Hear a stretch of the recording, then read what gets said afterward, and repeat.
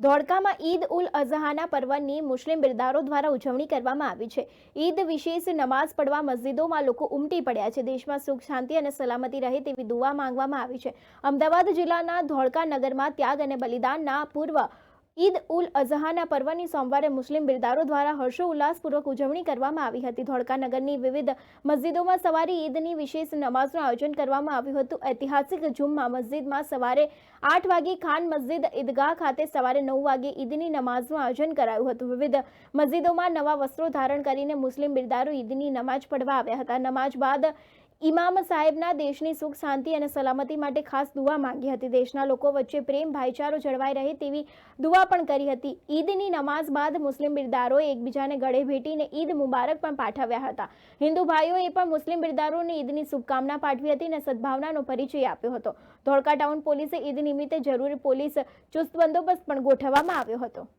बोलो।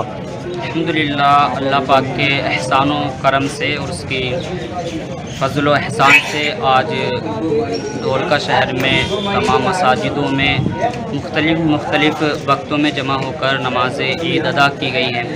इससे मुसलमानों के और तमाम लोगों के दरमियान मोहब्बतों का पैगाम होता है और इससे भाईचारा बढ़ता है, एक दूसरे से गले मिलते हैं, खुशी का पैगाम होता है। तमाम लोगों को एक दूसरे के पास जाकर के मुबारकबादें पेश करते हैं।